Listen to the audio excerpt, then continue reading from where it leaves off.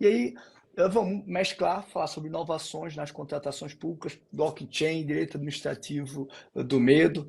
Para aqueles que não conhecem, né, embora esse rostinho pareça que é estagiária, né, professora Mirela é uma acadêmica muito conceituada, né? Já tive a oportunidade de participar de eventos que ela coordenou. Ela é mestre em Direito Econômico pela PUC Paraná, advogada sócia do escritório, do concorrido escritório, do meu querido amigo Rodrigo Pironti. Acredito que vou encontrar com ele hoje à noite, ele está aqui por João Pessoa. Então, querido amigo Rodrigo Pironti, um dos advogados que eu mais admiro e respeito, né? E a Mirella é sócio, ó, ser sócio do Rodrigo já é uma conquista grande na carreira. Diretora do IPDA de comunicação do IPDA, professora de diversos cursos, coordenadora de eventos, como de compras públicas de negócios públicos, que eu participei ano passado, professora de pós-graduação em licitações e contratos na PUC Paraná, um currículo muito vasto, né, muito vasto. Depois vocês perguntem os segredos da Mirella para externar essa juventude, essa jovialidade, né? Mas, querida Mirella, um prazer, uma alegria receber você aqui. Ah, imagina. Bom, dá para ver pelo meu sorriso aqui que eu tô mais do que feliz, eu tô extremamente honrada de participar numa live com o Rony Charles, que é o maioral das licitações aí. Acho que para mim, depois do professor Marçal das licitações, já veio o Rony, então é uma honra, uma alegria muito grande estar aqui, participar de uma live com você. E também eu sei que é uma live, né, que tem aí um quórum super qualificado, com os maiores professores de licitações e contratos também, professores, professoras, então realmente é uma honra, mas também um grande desafio estar aqui para mim, mas para falar de um tema que eu amo, que é inovações nas contratações públicas, novas tecnologias, então ao mesmo tempo que é uma honra, é um desafio, é também uma alegria muito grande. Então, eu agradeço mais uma vez ao convite, professor Rony. E realmente eu estou muito feliz para a gente falar desse tema maravilhoso. E que bom que eu estou conseguindo ficar bem conservada. Mas depois eu passo para as meninas e para os meninos também, aí as dicas para ficar conservada. Mas o professor Rony, queria só fazer um adendo também. O professor Rony, né, comentou de 2 congressos, acho que o Congresso Brasileiro de Direito Administrativo. Então, para quem é de graduação ou para quem tem interesse, né, em mandar comunicado, em mandar artigo, né, ainda o preço já é mais baixo, né, mas para essas pessoas que se interessam e querem seguir por essa linha de encaminhar comunicados, artigos, ainda existe, né, ali uma taxa de inscrição diferenciada para essas pessoas. E o Compras também, né? Que se tudo der certo, esse ano vai ser ainda maior do que o do ano passado. E que já foi muito bom, teve muito sucesso, né? Então, aguardamos aí os próximos capítulos desse grande evento. Sim, sim, parabéns pela coordenação. A escolha dos temas foi muito propícia, normalmente é muito propícia pela sua qualidade. Parabéns mesmo. Quero mandar um abraço para o professor Rodrigo Pironti, passou aqui, ó, Ah, para eu não acompanhar consigo a ver, não sócia. vejo, passa muito rápido, Ah, tá mas prestigiando. e outra coisa também, realmente, acho que ter, né, ser sócia do Rodrigo Pironti no meu currículo realmente é algo que engrandece e me traz muitas oportunidades, né? Não posso esquecer e nunca deixar de agradecer que muito do que eu sou hoje como profissional decorre das oportunidades e das portas que o Pironti me abriu, então amo muito o Pironti. Legal. Ó, mandar um abraço também para Rafaela, professor Andréa Ache apareceu aqui, o Andrus, Rafael, meu amigo Vilas, parabéns aí pelos artigos, Vilas. Quero também mandar um abraço especial aqui para a Eduarda. Eduarda, fui muito bem recebido no evento do CISREC, né? Pelo consórcio CISREC, pela turma de Minas, foi maravilhoso. Depois fui para a Vitória da Conquista, um evento organizado pela Alicia, lá na OAB, também muito bem recebido. Foi uma semana muito agradável. Professora Carmen, a turma do centro, mandar um abraço para todo mundo. E aí eu peço desculpas, vou parar dos abraços, os cumprimentos para a gente poder focar aqui na live, tá? Então, querida, deixa eu lhe perguntar uma coisa. Você está acompanhando também com licitações até pelo escritório, tanto em relação a clientes privados como públicos, vocês têm essa dupla atuação. E início de 2024, muita gente, sobretudo a nível de estado e sobretudo a nível municipal, apostou numa prorrogação da legislação antiga que não ocorreu. Então, muita gente está tentando tirar o atraso, estamos esse ambiente um pouco em ebulição, com muitas dúvidas, muitos dilemas, um certo aperreio, como nós falamos aqui no Nordeste, para a aplicação obrigatória, diante da aplicação obrigatória Uhum. da nova lei de licitações. Quais os principais desafios, na tua opinião, para a implementação da 14.133? Bom, Rony, acho que o primeiro é justamente esse ponto que você tocou, né, em relação a essa acreditação de que a lei ia ser, né, a utilização da 8666 iria ser prorrogada, né, a possibilidade dessa utilização. E isso está diretamente relacionado ao comprometimento daqueles que têm o poder de decisão para, de fato, dizer não. Daqui para frente, a gente vai estruturar a nossa entidade, a nossa organização para passar a adotar a nova lei, né? Então, aqui como um escritório que a gente implementa sistemas de compliance no âmbito do poder público, a gente está muito acostumado com o termo comprometimento da alta administração, né? E isso vale também para a operacionalização da nova lei de licitações e contratos. Então, o grande desafio, né, que eu digo, né, o primeiro grande desafio é justamente essa falta de comprometimento da alta administração, essa falta de estruturação de uma adequada governança das contratações públicas, para dizer quem vai fazer o quê, para dizer quando, para dizer como, estruturar de fato ali um plano de operacionalização da nova lei.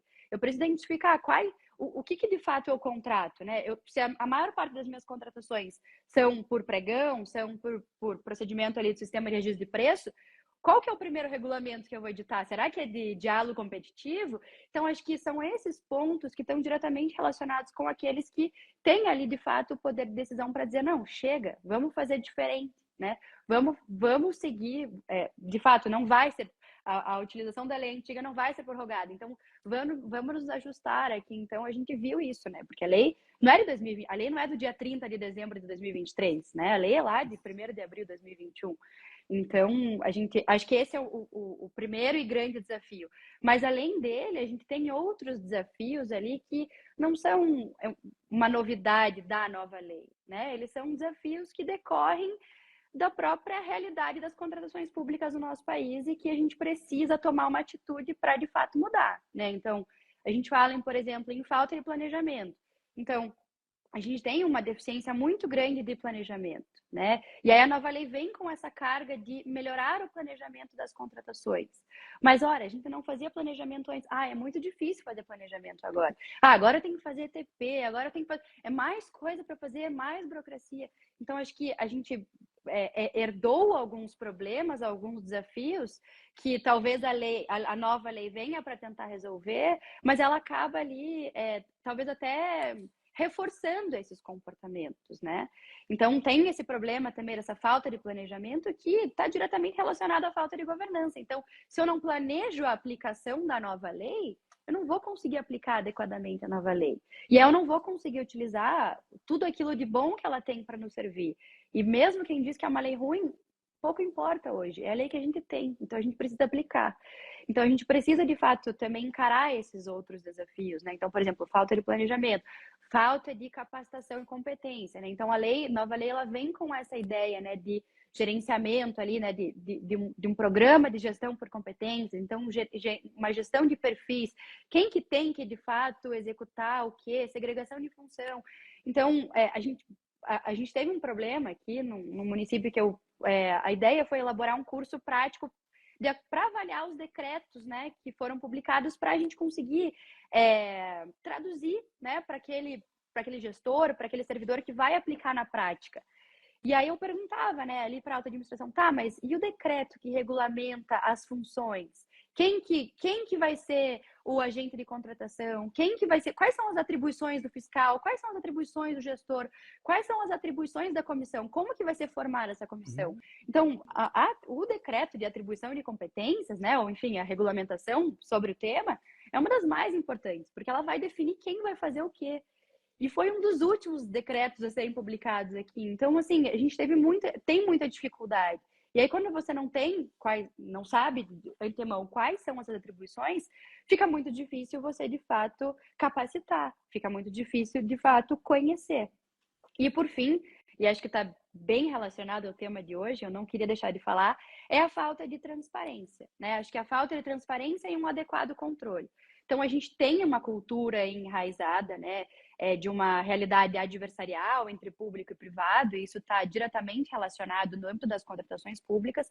E então esse problema ele já vem, né? Ou seja, não surge com a nova lei. Na verdade, a nova lei ela tenta resolver esse problema, trazendo mais diálogo, trazendo um controle mais adequado, porque a gente também tem um problema, né, de um controle, ou muitas vezes ele não existe, né, ou seja, a gente não vê um controle aplicado na prática, ou também esse controle ele é né, como o ministro Bruno Dantas, né, do TCU fala, que a hipertrofia do controle ela traz uma infantilização para o gestor ali, para a gestão, né? Então, ou seja, eu tenho um controle muito grande e aí o gestor ele acaba tendo medo de decidir em razão daquele super controle. Então, em que medida isso tem que ocorrer? Como isso deve ser aplicado? Então, a gente vive num país em que tudo é regulamentado, né? E a regulamentação, de certa forma, às vezes ela é intensa demais, né? Como alguns dizem que é a nova lei, mas ela, ao mesmo tempo que ela pode ser considerada intensa demais, ela também vem para trazer uma segurança jurídica, né? Olha, eu olho o que está na norma e eu, de fato, vou executar o que está ali.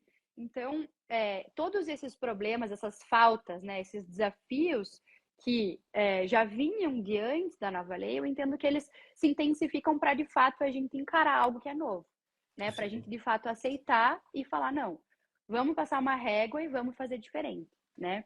E aí já trazendo uma resposta, né, para esses desafios é, de fato, aceitar a inovação. E aí, Joseph Schumpeter, que me perdoe, mas para mim inovação é fazer diferente, fazer alguma coisa, fazer diferente do que a gente fazia. Né? A gente não precisa ser algo novo, não precisa ser algo inédito, não precisa. É só fazer diferente, né? Pode ser que no meu município eu fazia pregão presencial. Agora eu vou passar a fazer pregão eletrônico. Você está inovando. Então isso já é uma inovação, né? Então a gente não pode ter medo daquilo que a gente acha que é diferente. Se tem algo diferente e pode ser positivo para nós, então vamos abraçar essa ideia e de fato seguir. Então acho que esses são os principais desafios. Já falei demais. Professor Rony, por favor, me corta, porque senão eu começo aqui Não, falar. não, tá ótimo, tá ótimo, tá ótimo. Não tem nada que cortar de forma alguma. Você falando aqui, eu viajei pensando muito nas suas palavras. E realmente, né? Tantas coisas. A gente vê muita gente criticando a nova lei. É legítimo que se critique, mas pragmaticamente é a lei que nós temos, né? Eu particularmente acho que ela representa um grande avanço em comparação ao que nós tínhamos. Um grande avanço, né? E mesmo, embora minha posição original fosse de querer uma lei mais disruptiva, uma lei mais enxuta, tem um dado histórico. Eu já presenciei o ministro Anastasia falando, pelo menos em 2 ou 3 oportunidades sobre isso. Há um dado histórico que foi o pedido dos próprios gestores públicos, justamente por conta dessa grande força hoje do controle, desse recrudescimento do controle nas últimas 2 décadas, um pedido dos gestores públicos para que a lei fosse analítica, para que ela descrevesse as situações, as opções, para que eles pudessem aplicar a lei com maior segurança jurídica. Então, é uma modelagem extensa e que consegue, repito, criticar é bem mais fácil do que produzir, né? Do que construir.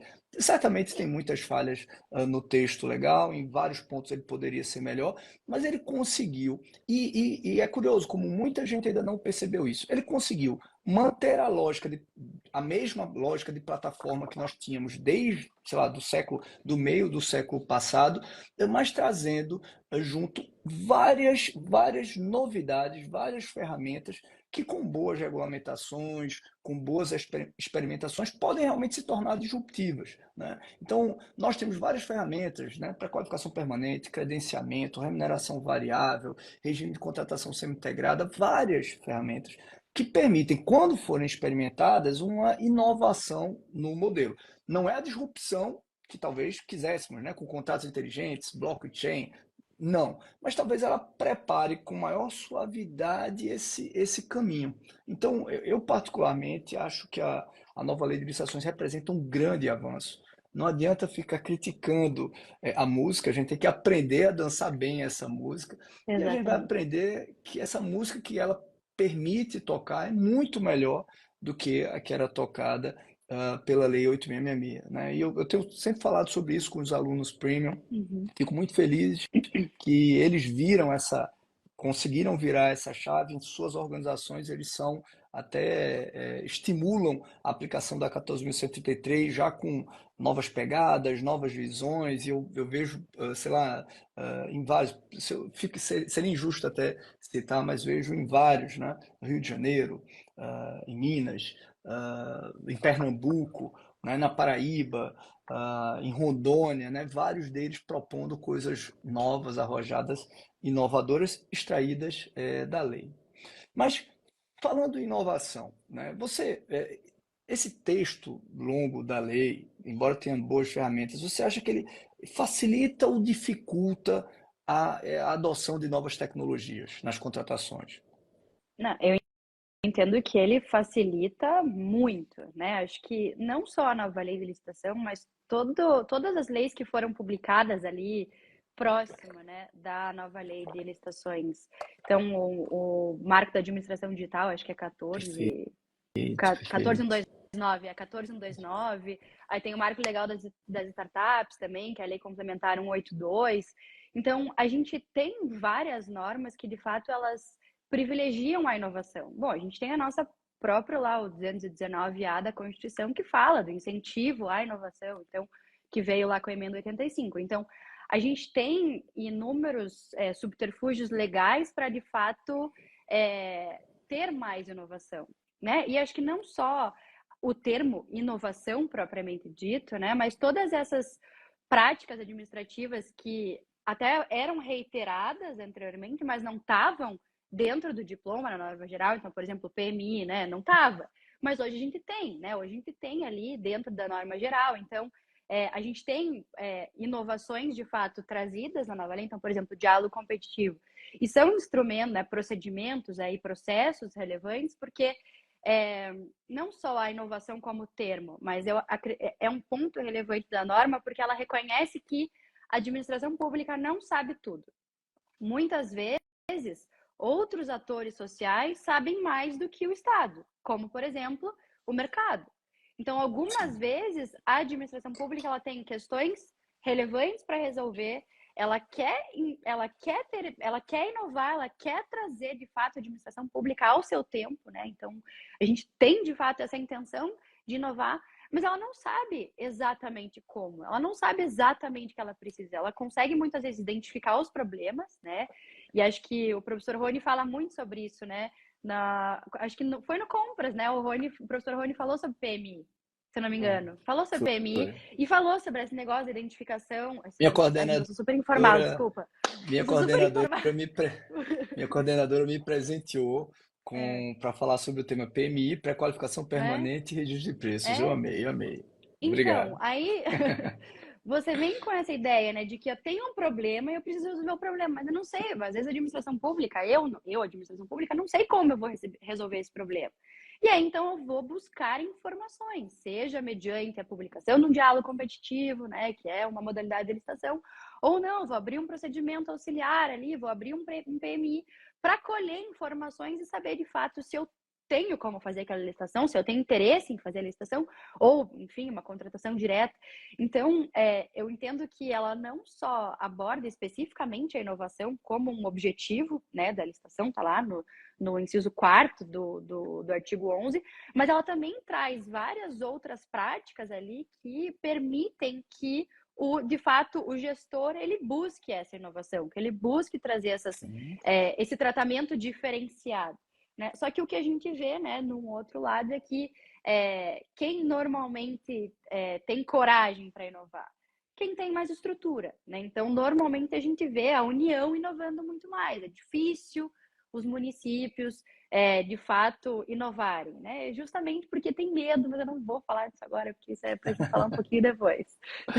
Não, perfeito. Mas até nisso, eu acho que até um aluno nosso, seguidor nosso, comentou, né, sobre a questão do ETP. Eu acredito que muito se verbalizou críticas sobre o maior detalhamento da fase de planejamento feito pela 14.133, sem perceber que esse detalhamento foi para dar segurança Uhum, jurídica em relação ao processo. uhum, Nós não tínhamos uma uniformidade a nível nacional sobre o que precisava ser feito na fase preparatória dos processos. Então, você tinha uma forma de fazer a nível federal, os municípios não faziam isso, as tribunais de contas já começavam a cobrar uhum, dos municípios a realização desses artefatos, né, junto à criação desses artefatos. A lei veio que meio que uniformizar isso, veio que dar um tratamento mais uniformizado e que pode ser adequado à realidade do Estado, do município, pela regulamentação. Agora, estados e municípios muitas vezes apenas repetem o que vem do federal e aí deixam de ter a reflexão necessária, né? Como o pessoal lá de Jaboatão, meu amigo Andrew fez, como Pernambuco fez, como Minas fez, para que eles adequem a sua realidade. Mas deixa eu te fazer duas perguntas.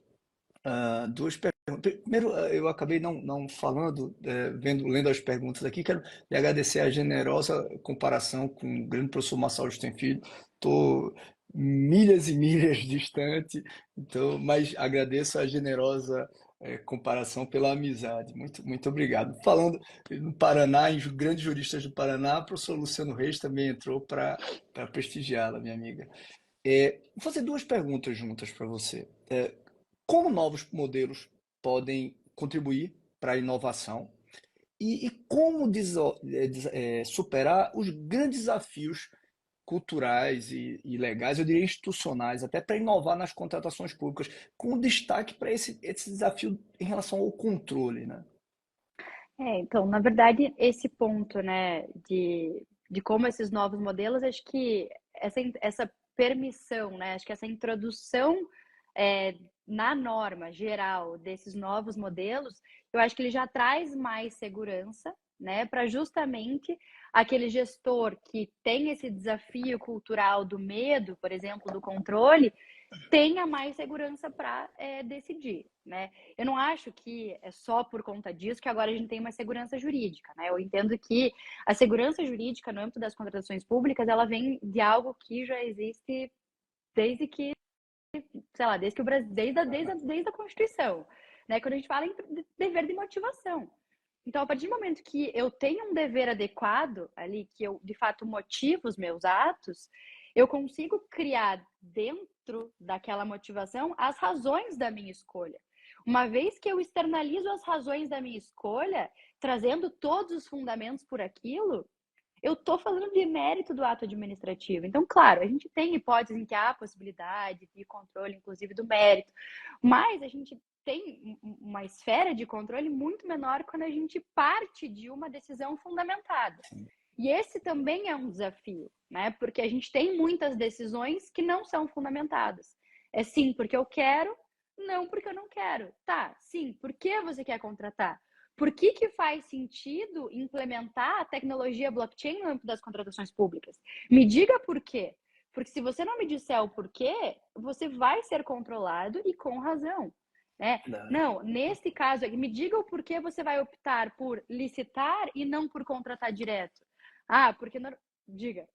Não, desculpa, assim, para você ver como concordo plenamente e como conecta, né? Justamente, as pessoas reclamam muito dos órgãos de controle. Algumas reclamações são justas. Na verdade, você tem uma grande diferença de assimetria de estrutura e de Uhum, informação, né? Nós tivemos uma grande qualificação dos agentes públicos dos órgãos de controle e os executores não acompanharam com a mesma qualidade muitas vezes.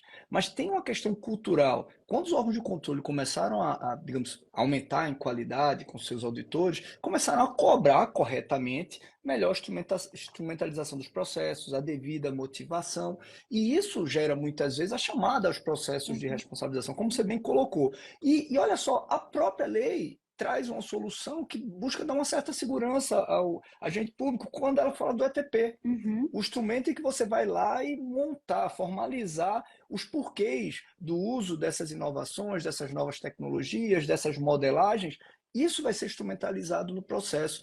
E olha, como cada vez mais eu vejo uma certa sabedoria e inteligência no texto da lei, ao ponto que ela faz isso em determinados outros momentos da lei, ela traz proteção ao agente público tomador de decisão, como no artigo 10, ao Uhum. garantir a defesa pela advocacia pública, quando fala sobre os órgãos de controle, definindo que tem que ser individualizada a Uhum. conduta para Uhum. responsabilização. Então, quando a gente lê a lei como um todo e compreende a lei como um todo, percebe que, mesmo aquilo que as pessoas criticam nela, é muito útil, inclusive para ganho de segurança nos avanços, porque o que nós precisamos é tentar equalizar mais, não reduzindo a qualidade do controle, mas melhorando também a qualidade Exato. de quem executa. Exato. E aí é a minha briga diária, com motivação, me diga o porquê. Assim, é premissa básica do ato administrativo dizer o porquê, né? Então, a gente tem um problema muito grande. Então, o professor Rony comentou do ETP, né? Da importância de você fazer a análise preliminar para identificar qual é a melhor solução a ser contratada. Mas o medo faz com que, mesmo que eu identifique, por exemplo, que eu tenho uma solução exclusiva para aquele determinado objeto, eu vou abrir uma licitação. Mas por que você vai abrir uma licitação?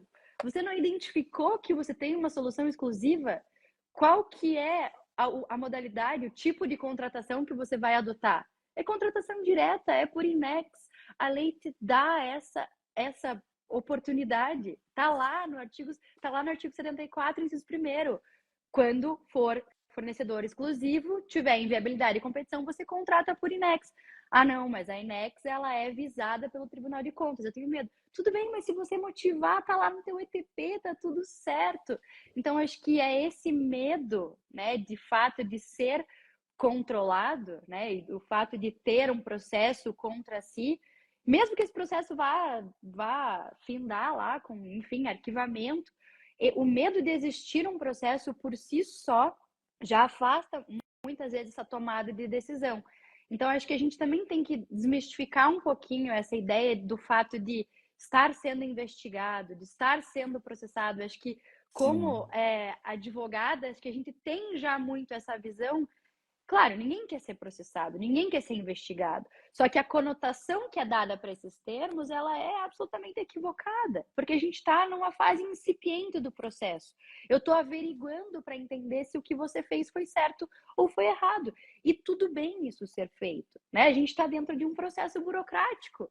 Então, acho que E tu, esse é o principal ponto, sabe? De desmistificar um pouco alguns termos que a gente usa para superar esse medo, né? E quando? uma comparação só que eu faço normalmente, eu falo por que as organizações, né, os municípios, alguns estados, inclusive, e até mesmo a União, demoraram tanto para reagir quando, né, a lei foi publicada lá em 2021 para de fato começar a se mobilizar. É a mesma situação para quando nós permanecemos em relacionamentos tóxicos. Por que eu vou sair desse relacionamento se pode ser que eu encontre outra pessoa, mas tá confortável aqui, o mercado tá difícil. Por que eu vou me aventurar numa situação que eu, olhando para a lei, pelo menos, eu sei que é melhor, se eu tô aqui? Pode ser que não esteja tão bom, mas pelo menos eu tenho alguém. Então, acho que eu sempre faço essa relação no sentido de que às vezes a gente fica em relacionamentos que não são bons, como, por exemplo, um relacionamento com a 8666, com o medo de mudar, com o medo de inovar, com o medo da diferença, né? Então, a gente tem que desmistificar um pouquinho esses conceitos para, de fato, conseguir abrir a porta, encontrar um mundo de coisas novas e que certamente vão trazer mais eficiência para a administração pública.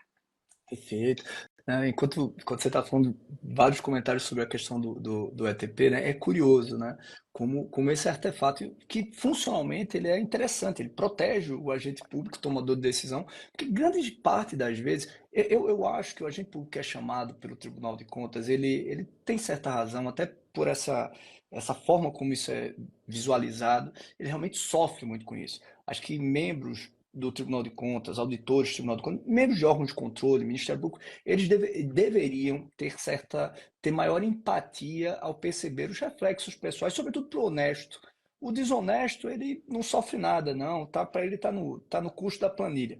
Mas o honesto, ele sofre muito quando ele é chamado a responder no processo. Por mais que 3, 4, 5 anos, quando o processo acabar, ele vai ser, obviamente, inocentado, mas para ele Uhum, é muito sofrido. Só que grande parte das vezes, esses agentes públicos, pelo menos a nível do Tribunal de Contas, eles são chamados justamente porque não tem as motivações no processo. Então, são chamados a explicar o porquê das decisões. Uma boa instrução, por exemplo, com estudo técnico preliminar, notas técnicas, elas na verdade evitarão que ele seja uhum, chamado. Porque com o auditor certeza. vai olhar, já vai entender os porquês. Se ele discordar, ele vai dar a opinião dele. Se ele concordar, está tudo ok. Ele não precisa mais chamar o agente público para informar. E muita gente, eu vejo, eu recentemente abri uma caixa de perguntas sobre ETP e, olha, mais, sei lá, 2 dezenas de perguntas, quase todas elas eram mais ou menos como não fazer o ETP. E, e quando eu estava em Minas agora, né, fui muito bem recebido, repito, pelo pessoal dos municípios ali vizinhos, perto a BH, né? Eu quis mostrar a todos eles que, assim, eu acho que o ETP nem sempre é necessário, mas quando ele é necessário, independente de ser obrigatório, eu usaria, eu gostaria de usar. Por quê? Funcionalmente ele protege o gestor, ele formaliza os porquês das tomadas de decisões, das escolhas, das soluções, da viabilidade, com as informações que se tinha naquele momento da contratação. Então o pessoal pergunta, a Manu perguntou agora há pouco, né? Para inegibilidade, é opcional o ETP? Tem contratações de primeira que eu gostaria de fazer o estudo técnico preliminar para mostrar lá o porquê eu optei por aquela tecnologia ou aquele serviço que tinha um fornecedor exclusivo. Para que 3, 4, 5 anos depois o órgão de controle não me chame para explicar por que eu escolhi aquela tecnologia, aquela metodologia que tinha um fornecedor exclusivo. Eu me protejo fazendo isso. Né?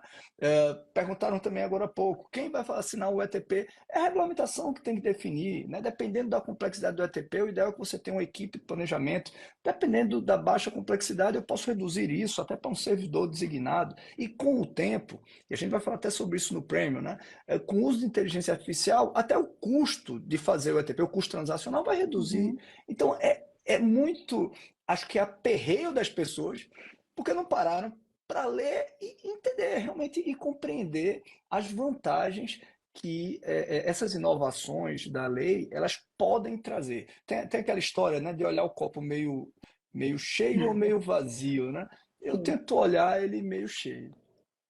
É, não, com certeza. E até pensando na ideia, né, de utilizar esses artefatos, subterfúgios que a lei traz em relação à inovação, é até mesmo para justificar que, em determinada situação, aquela inovação que num primeiro momento, sei lá, aquela tecnologia que num primeiro momento eu entendi que pudesse ser positiva para a minha estrutura, ela não é.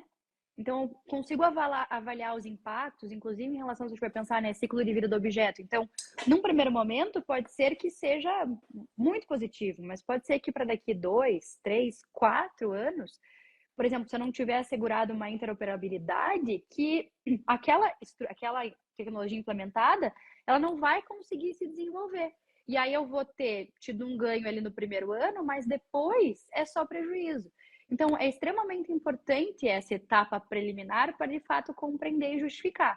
Então, eu estou Perfeito. 100% de acordo, né, com esse posicionamento, né, de que a gente tem meios para justificar. Se um dos problemas, né, desse chamamento a processos é justamente a falta de justificativa, então vamos utilizar a nova lei para justificar. Né? Então, se a gente for olhar lá no próprio artigo 11, no próprio artigo 5º, perdão, dos princípios, ele aborda a LINDB. A LINDB fala expressamente em motivação, fala em consequencialismo, fala em impacto que pode trazer. Então, assim, trazer todos esses elementos para a forma, né, pode ser num primeiro momento mais trabalhoso, né? Mas é a burocracia a nosso favor, né? Então, outro termo também que normalmente a gente interpreta equivocadamente é a burocracia. A burocracia é necessária para conviver em sociedade. Então, a gente precisa atender tudo aquilo que está na forma para, de fato, trazer justificativa.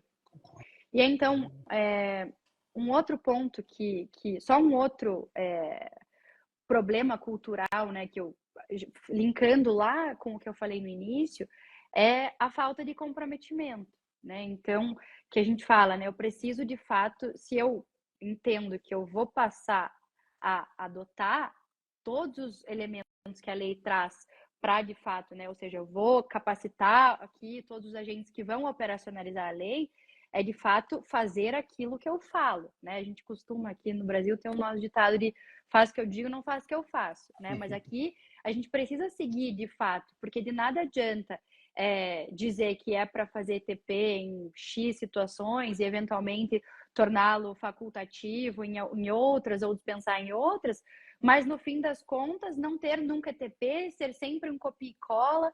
Então acho que de fato se comprometer com a mudança, né? Não é só atender porque a lei diz que eu tenho que fazer, então eu vou fazer de qualquer jeito. Não, acho que de fato é entender que se a lei colocou aquilo ali é porque existe uma razão, né? E aqui a gente está tratando justamente dessa grande razão que é trazer motivação à contratação. Perfeito. E, por exemplo, uma espectadora falou aqui, né, que um dos problemas talvez fosse a falta de capacitação dos agentes, já que as autoridades maiores não estimulam a capacitação, não financiam. Veja, até nisso a lei se preocupou. A lei traz meio que um risco de responsabilização à cúpula da administração quando ele não cuida da governança. Então veja como em vários pontos, é como a gente vê a lei, né? Mas em vários pontos a lei traz tentativas de soluções pragmáticas para a nossa realidade, para os grandes déficits da administração. O resto é realmente esforço, é cultura, é mudança de cultura para que a gente possa avançar no caminho certo nas contratações públicas. Deixa eu tentar entrar então no ponto que você escreveu. Eu não quero falar em compliance, porque você vai falar em compliance na aula do curso Premium, mas você escreveu um livro que eu até já tive a oportunidade de pessoalmente te elogiar pelo livro, que tratou sobre blockchain nas contratações públicas, né? Para quem está ouvindo aqui, o público que está aqui presente, fala um pouquinho sobre o blockchain e como essa inovação ela poderia ou pode revolucionar a administração pública. Com certeza. Bom, na verdade, é a minha grande paixão, né? O livro, na verdade, ele é resultado da minha dissertação do mestrado. Então, foram 2 anos aí de pesquisa sobre o tema e para tentar, de fato, compreender a realidade dessa tecnologia e da possibilidade ou não da aplicação dessa tecnologia no âmbito das contratações públicas. Mas não para uma aplicação pura e simples, só para dizer, vamos inovar, vamos fazer o que o mercado está fazendo e vamos incluir aqui tecnologia blockchain no âmbito das contratações públicas. Não, foi entender de fato se ela serviria para as contratações públicas e se ela serviria para resolver o problema que eu queria resolver, que é justamente o problema da falta de transparência, dessa corrupção sistêmica que infelizmente a gente sabe que ainda existe no âmbito das contratações. Então, quando a gente pensa, né, em tecnologia blockchain, ela só é mais uma tecnologia, né? E é um nome, assim como, por exemplo, inteligência artificial. Então, e é um nome em inglês. Então, se a gente for traduzir estritamente, seria uma cadeia, né? Uma corrente de blocos. Por quê? Nessa corrente de blocos, né, eu tenho uma transição de informações. Então, e elas possuem algumas especificidades em razão de transacionarem ali dentro desta corrente de blocos, né? Então, muitas pessoas confundem blockchain com Bitcoin, mas na verdade o É, primeiro estudo o Bitcoin ele usa a tecnologia blockchain, mas não é a mesma coisa, né? Então, o primeiro estudo em que a gente ficou, de fato, né, teve acesso a como foi criada, né, a tecnologia, foi de fato com a Bitcoin. Por isso que acabaram se confundindo os termos, mas dentro da blockchain não é só a transação de valor, de moeda. Eu tenho a transação de informação, que são hoje o nosso maior ativo, né? Informações é aquilo que mais vale hoje, né? Nessa nossa era da tecnologia da informação. Então, a gente tem uma tecnologia que é de registro distribuído. Acho que essa é a grande característica da tecnologia blockchain. Então, pensem lá, né? Antes a gente tinha lá um livro razão que tinham várias informações, ou uma planilha com várias informações lá dentro daquela planilha. Alguém era dono dessa planilha. Se a gente estiver pensando em instituição financeira, por exemplo, troca de moeda, tem um banco que é dono daquela planilha. Quando a gente está falando em informações que transitam dentro de uma cadeia, né, numa corrente de blocos, ninguém é dono. Todo mundo que tem acesso àquela corrente é dono, né? Então, de fato, todo mundo pode, por exemplo, fazer as validações das transações. Então, eu tenho lá os blocos e cada bloco ele é interligado, porque como se eles não são lineares, né? Mas eles são como se fosse um negocinho assim. Bom, vocês têm que comprar meu livro para entender, pessoal. Mas eles aqui é difícil de explicar com a mão. Mas eles são, tipo, interligados, assim, porque o bloco anterior da cadeia, ele tem a informação do bloco que antecede e tem a informação do bloco que sucede. E aí, essa informação aqui, que liga os dois, ela precisa ser validada. E aí vem a segunda característica da tecnologia blockchain, porque a gente não tem um terceiro que valida. A gente tem um membro dentro ali da cadeia, né, um daqueles que transitam suas informações, que é chamado de miner, que vai realizar a validação, que a gente chama de um mecanismo de consenso. Então, pode ser que esse mecanismo seja, por exemplo, por prova de trabalho, ou seja, quem tem mais potência energética consegue muitas vezes descobrir aquela criptografia para validar um bloco no outro. Pode ser alguém que tenha maior quantidade de informações dentro daquela cadeia, que daí vai conseguir fazer essa validação, ou pode ser alguma autoridade, que eles chamam, né? Que é alguma pessoa escolhida que vai fazer essa validação. Então, a gente tem esse mecanismo de consenso para validar. Então, a partir do momento que eu coloco uma informação, ela não está automaticamente inserida. Eu preciso que ela seja validada. E ela é validada por um mecanismo de consenso, ou seja, eu não tenho um terceiro para fazer essa intermediação. E aí todo mundo que faz parte daquela cadeia tem acesso a essas informações de validação. Então é mais um elemento aqui, elemento da transparência das informações ali dentro da blockchain. Ou seja, eu tenho uma tecnologia que é descentralizada, ninguém manda naquela tecnologia, né? A princípio, ninguém manda naquela tecnologia. Eu tenho um mecanismo de consenso para validar as transações que são realizadas ali, ou seja, eu também não tenho um terceiro que diz que tipo de informação que vai ser publicada e que tipo de informação que não vai ser publicada, né? E ao mesmo tempo eu tenho a possibilidade aí de participação do conhecimento de todo mundo em relação àquelas informações. Isso traz mais segurança, né? E aí, outro ponto relevante, e última característica aqui da tecnologia blockchain, é justamente a dificuldade de adulteração ou alteração das informações ali inseridas. Então, para facilitar, muitas vezes a gente usa a terminologia imutabilidade das informações. Mas, como a gente tem um mecanismo de consenso, se a gente está pensando que 51% decidirem que eles querem alterar aquela informação, né? 51% das pessoas que detêm ali o poder de informação dentro daquela cadeia quiserem alterar as informações, em tese eles poderiam, né? Porque eles detêm ali, por exemplo, o percentual majoritário. Por isso que a gente utiliza o termo imutabilidade, porque de fato só mediante um mecanismo de consenso é possível modificar, mas não é impossível. Então não seria imutável, seria bastante difícil adulterar as informações ali constantes.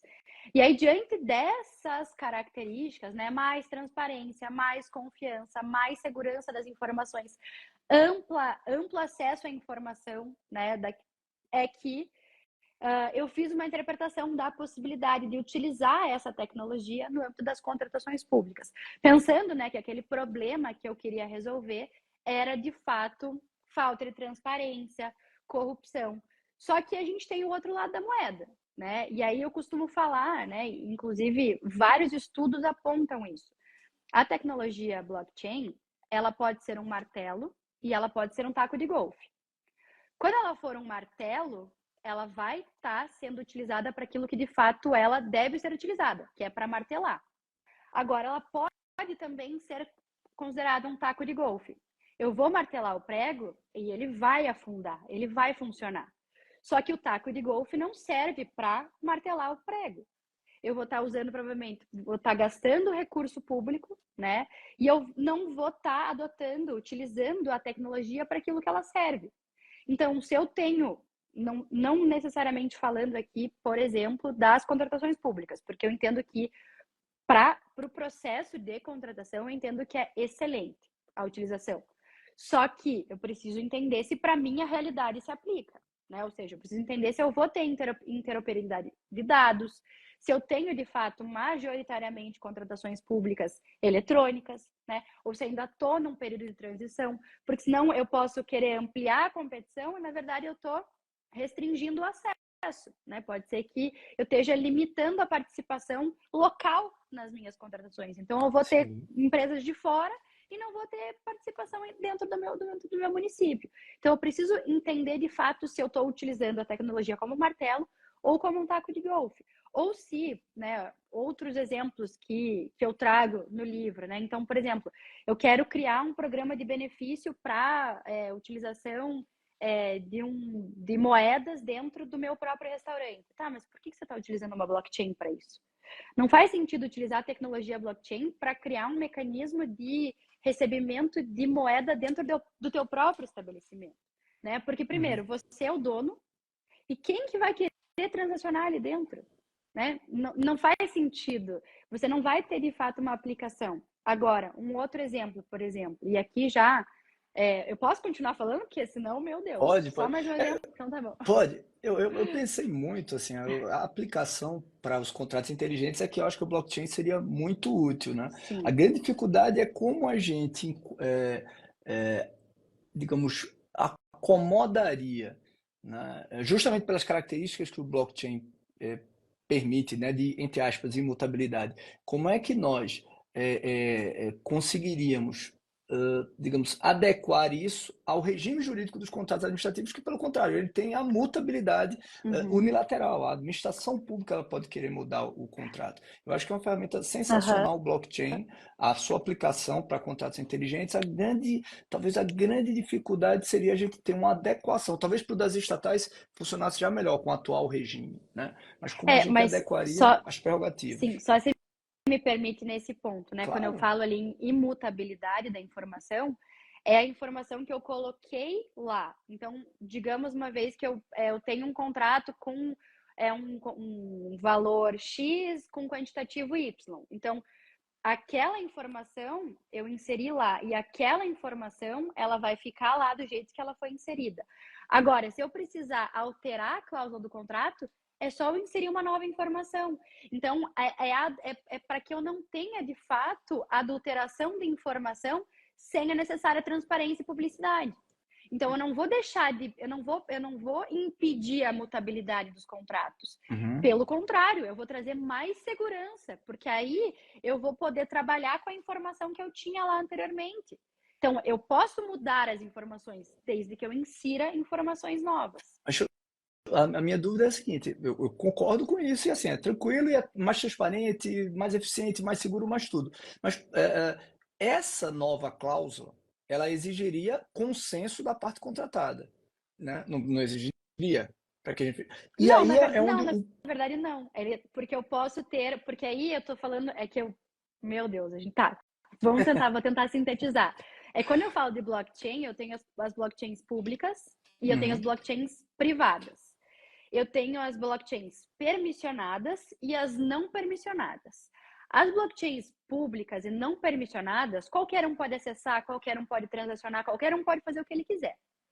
Quando eu tenho ela permissionada, né? Aí quando eu tenho, por exemplo, a privada, só quem vai ter acesso àquela blockchain é quem tiver o token de acesso, né? Então, por exemplo, imaginemos aqui que para a administração pública eu adote uma blockchain privada. E ainda assim, eu posso ter permissionada e não permissionada. Na não permissionada, qualquer pessoa pode transacionar ou validar transações. Na permissionada, aí a pessoa, eu tenho pessoas certas que podem transacionar e eu posso escolher pessoas para validar a transação. Então, na privada permissionada, eu posso ter a administração pública como decisora. Então, eu não vou precisar do consenso da outra parte. Porque quem vai validar aquela transação, e não é o conteúdo da informação que vai ser validado, é a Uhum. transação que vai ser validada, entende?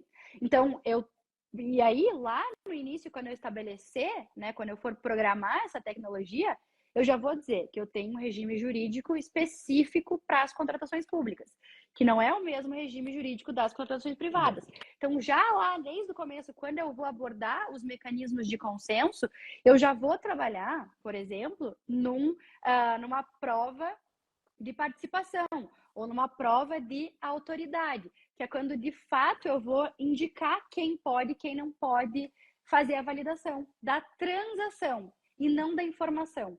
Então, por exemplo, quando a administração pública incluía aquela alteração contratual, automaticamente a regra da validação é a administração pública pode alterar unilateralmente o contrato nesse ponto. Se o Tá. contratado quiser fazer isso, a regra inicial vai dizer não, o contratado não pode alterar unilateralmente esse ponto. Aí eu vou precisar do consenso. E aí eu vou precisar de outra informação da administração pública para que eu consiga validar essa transação. Então é possível resolver esse problema com a tecnologia, sim. Interessantíssimo, interessantíssimo. O tempo tá, voou, o tempo voou, Mirela. Deixa eu te fazer uma última pergunta, então. E, puxa vida, eu acredito que a gente ainda vai ter um espaço para evolução com uma legislação meio que paralela à nova lei de licitações, que vai talvez tenha a mesma complementariedade que a lei do pregão teve em relação à lei Uhum. 8.666, né? Você tinha a lei 8.666 como lei geral de licitação, veio uma lei nova que foi a lei do pregão, tentando trazer trazendo uma evolução nas licitações públicas com um processo mais simples, mais rápido, mais focado no resultado, né? Eu acredito que nós teremos sim abertura para em breve a aprovação de uma legislação, uma lei que vai ser, digamos, especial em comparação a 14.133, justamente para trazer talvez um arcabouço mais claro para novidades como contratos inteligentes, aplicação, uso de blockchain, o Inteligência artificial. e-marketplace, né? Uhum. Inteligência artificial. Eu acredito que muito em breve teremos essa legislação, mas por enquanto eu acho que a 14.133 já serve muito bem à administração pública, Uhum. já traz coisas muito interessantes que precisam ser experimentadas, né? Precisam ser experimentadas para que, com um pouquinho de imaginação, para que a gente ganhe em evolução. Mas experimentar a nova lei, tentando fazer algo novo, né? Com aquelas, como diz o professor Marcos Nóbrega, com aquelas peças de Lego, diversas peças de Lego que ela traz no seu arcabouço normativo, traz medo, traz preocupação. Todo mundo fica esperando o outro fazer. A turma fica esperando a AGU fazer as minutas, fica esperando a regulamentação da SES, fica esperando o Tribunal de Contas fazer o diálogo competitivo na sua própria licitação ou alguma estrutura maior, como as estruturas federais, aplicarem essas inovações. Então, há um certo receio, né? E aí, aproveitando a expressão que foi muito usada por juristas como Fernando Vernalha, também o meu querido Rodrigo Valgas, né? De que forma essa preocupação, esse medo, né, que eles cunharam, né, conseguiram sintetizar nessa expressão direito administrativo do medo, de que forma isso acaba influenciando a disposição ou a ausência de disposição dos agentes públicos em inovar com as contratações públicas?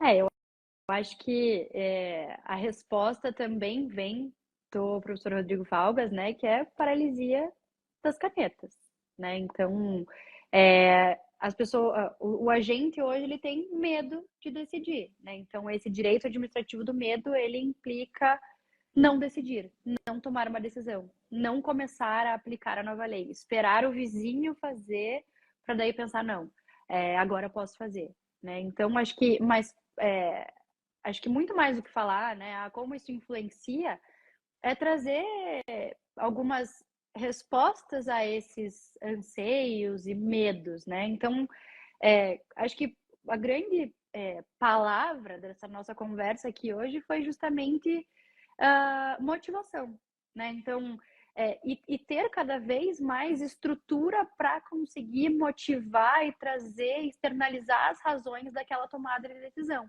Então, o fato de ter controle, de ter novidade, isso não tem que fazer com que você deixe de decidir, mas que você busque cada vez mais respaldo para decidir. Quanto mais respaldo, quanto mais formalização, quanto mais ETP for feito, melhor, né? Então, acho que quanto mais razões nós trouxermos para as contratações, mesmo das contratações de inovação, né, ou que envolvam inovação, ou que impliquem inovação, né? Poxa, como que vai ser a primeira vez que um município adotar a modalidade de diálogo competitivo? Isso por si só é uma inovação. Então, respaldo, justificativa, faz um ETP justificando por que para aquela situação específica é uma modalidade de diálogo competitivo. Depois que você já tiver feito 10, 20, 30, já não vai mais ser inovação, mas você precisa dar o primeiro passo, né? Então, acho que trabalhar com o conceito de inovação como fazer diferente já ajuda, porque quando a gente faz diferente, a gente precisa justificar porque a gente está fazendo diferente. Então, acho que mais do que não decidir, é buscar decidir de forma motivada. Perfeito, perfeito, né? Eu concordo plenamente acredito que nós estamos já presenciando um momento de maior maturidade institucional na área. É, percebo isso nos órgãos de controle, né? Conheço diversos profissionais de órgãos de controle, tanto federal como estadual, e cada vez mais há uma percepção dos melhores quadros sobre o esforço de profissionalização que houve na área. Também graças ao aperto que foi feito pelos os órgãos de controle nos últimos 20 anos, nós tivemos, na verdade, uma grande profissionalização e é a hora de valorizar esse legado.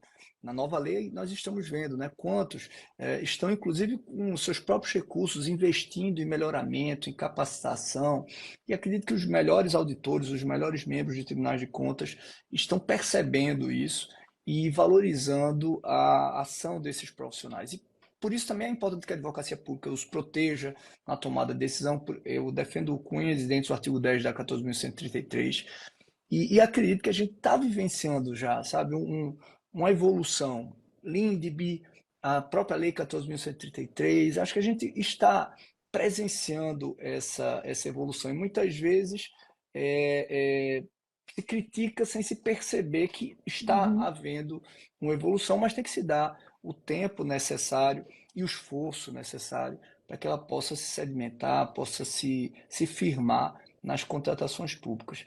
E quero te parabenizar. Primeiro, quero te agradecer muito, muito mesmo pela presença, pela ilustre presença, pela aula maravilhosa que você deu a todos nós aqui sobre inovações nas contratações públicas. E dá para sentir nas tuas palavras a tua paixão pelo tema blockchain. Parabéns, parabéns mesmo. Espero em breve a gente se encontrar para continuar essa conversa, tá? E, enfim, quero agradecer e passar a palavra para você se despedir de todos aqueles que estão aqui. Professor Anderson, professor Rodrigo, grandes professores estão aqui também presentes, para você se despedir da turma que estava assistindo até agora. Bom, Rony, mais uma vez agradecer, né? Acho que extremamente honrada, eu estou extremamente honrada com esse convite. Então, acho que a gratidão maior é minha, né? Acho que primeiro por participar de uma live com você e segundo pelo tema, né? Então, acho que de fato eu sou apaixonada por contratação pública, mas especialmente inovação na administração, né? E a contratação pública tem um papel muito importante nisso. Então, agradecer pela oportunidade de estar aqui, por poder falar desse tema, né? E também me colocar à disposição de todos que participaram, caso tenha alguma dúvida. E agradecer também, né, esse quórum extremamente qualificado, os professores que aqui passaram, né? O Rony comentou, né? Então, Pironte, Anderson Pedra, Luciano Reis. E sintam-se, né, todos abraçados e abraçadas com esses nomes, porque realmente fiquei muito, muito, muito feliz de participar aqui. E eu vou dar um spoiler do livro, né? Que é esse aqui, ó. Ah, É que tá azulzinho, com ele é lindo. desconto, pessoal. Tá com É desconto no verdade, site da editora é verdade. Fórum. Tá com 20% de desconto, então quem tiver interesse, né, entender um pouquinho mais sobre o tema, então eu não abordo só sobre blockchain, eu faço toda essa análise, né, da da corrupção no âmbito das contratações públicas no nosso país e de meios que vêm aí para dar uma resposta, né, sendo as novas tecnologias uma delas. Então, quem quiser entender um pouquinho mais da tecnologia, né, eu trago bastante gráfico ali no livro, porque realmente é difícil de explicar, mas com a mão, mas eu espero que, de fato, né, quem tiver interesse, fique super à vontade, eu estou 100% à disposição. E, professor Rony, mais uma vez, muito obrigada. E eu estou sempre, sempre à disposição também para o que você precisar. Ok, muito obrigado, muito obrigado. Vamos deixar o sorteio para o curso Premium ou quer que eu já marque com o pessoal? O Ai, sorteio. você que é o dono da live. Não me coloque nessa saia justa. Vamos deixar para o curso Premium, então. Vamos deixar Tá para bom, fazer no curso Premium, tá tá bom, bom? Ó, combinado, pessoal, combinado. reiterando os dois avisos do início, quem quiser se inscrever para o curso Premium, últimos dias de inscrição. Para o segundo semestre, não percam, não percam, não percam o Congresso do Instituto Brasileiro de Direito Administrativo, que ocorrerá em João Pessoa. Entrem lá no perfil do IBDA, procurem informações, vai ser em outubro, sensacional, e está ainda com lote de desconto, primeiro lote de desconto. O Premium acho que está no segundo ou terceiro lote, corram logo antes que as vagas acabem. Ainda tem vaga também para online para o Congresso Brasileiro de Pregoeiros, o maior evento de licitações e contratos do Brasil, que vai acontecer na próxima semana. Eu vou em breve tentar fazer uma agenda assim, informar vários eventos que eu vou estar aqui no mês de março e abril, tá? Vai ter também, desculpa, me perdoa, tinha esquecido, imersão lá da Faculdade Baiana de Direito. Vou encontrar nossos alunos e vai ser aberto ao público. Quem quiser, procura lá no site da Faculdade Baiana de Direito para participar agora, no fim da próxima semana, tá bom? É evento gratuito. Entre no site da Faculdade Baiana de Direito para fazer as inscrições. Querida Mirella, muito, muito, muito obrigado pela tua ilustre presença. Parabéns por essa jornada maravilhosa, brilhante que você tem trilhado, viu? Um prazer estar aqui com Muito você. obrigada, Rony. Obrigada. Tchau, tchau. Um Um abraço. abração, um abração. A professora Carmen está dizendo aí, pessoal, dia 22, lá o Imersão na Faculdade Baiana de Direito. Ela vai ser também uma das palestrantes do evento, tá bom? Um abração, professora Carmen, um abração, professora Mirella, e parabéns para vocês aí pelo mês das mulheres. Até mais. Obrigada, obrigada.